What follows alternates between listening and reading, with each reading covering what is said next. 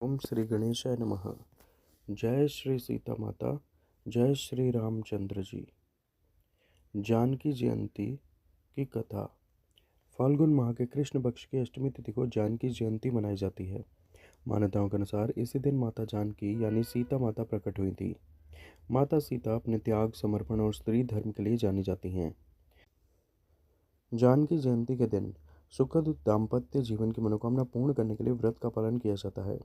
व्रत के पूर्ण होने पर माता सीता और श्री राम की विशेष पूजा अर्चना की जाती है और माता जानकी की कथा पढ़ी या सुनी जाती है। विवाहित महिलाओं के लिए यह दिन विशेष महत्व रखता है। आइए जानते हैं माँ जानकी की कथा। ऋषि वाल्मीकि द्वारा रचित रामायण के अनुसार एक बार मिथिला राज्य में भयंकर सूखा पड़ा और राजा जनक ने परेशान होकर इस समस्या के लिए यज्ञ का आयोजन किया। ऋषि ने यज्ञ संपन्न किया और धरती पर हल चल पाया। राजा जनक ने हल चलाना शुरू किया और फिर उन्हें धरती के भीतर एक खूबसूरत संदूक मिला जिसके अंदर एक सुंदर कन्या थी। राजा जनक की तब कोई संतान नहीं थी। उस कन्या को हाथ में लेते ही राजा जनक को पितृ प्रेम की अनुभूति हुई। जनक जी ने उस कन्या को अपनी पुत्री के रूप में स्वीकार किया। ये कन्या कोई और नहीं बल्कि माता सीता थी। एक अन्य प्रचलित कथा।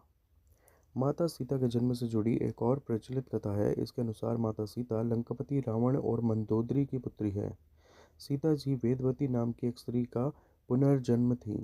वेदवती श्री हरि विष्णु की परम भक्त थी और उन्हें पति के रूप में पाना चाहती थी। अपनी इस मनोकामना के लिए उन्होंने कठोर तप शुरू किया। मान्यता अनुसार एक दिन रावण ने वन में वेदवती को तपस्या करते देखा और उसकी सुंदरता पर मोहित हो गया। उसने वेदवती देवी को अपने साथ चलने को कहा, जिससे देवी ने इनकार कर दिया। जब रावण ने दुर्व्यवहार किया तब देवी ने स्वयं को भस्म करते हुए रावण को श्राप दिया कि वह उसकी पुत्री के रूप में जन्म लेंगी और उसकी मृत्यु का कारण बनेंगी। कुछ दिनों पश्चात मंदोदरी ने एक कन्या को जन्म दिया, परंतु श्राप के भय से रावण ने जन्म लेते ही उस कन्या को सागर में फेंक दिया। सागर की देवी वरुणी ने उस कन्या को देवी पृथ्वी को सौंपा और पृथ्वी ने उस कन्या को राजा जनक और माता सुनैना की गोद में दिया।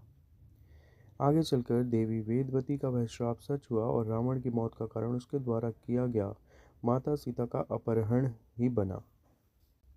जानकी जयंती को सीता जयंती या सीता अष्टमी के नाम से भी जाना जाता है।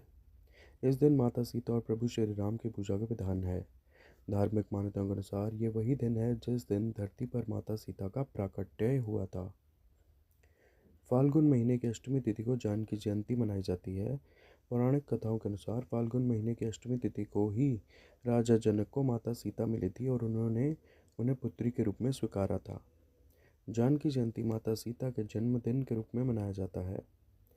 जहाँ उत्तर भारत में यह त्यौहार फाल्गुन महीने में मनाया जाता है, तो वहीं गुजरात, महाराष्ट्र तथा दक्षिण भारतीय राज्यों में यह पर्व माघ महीने में मनाया जाता है।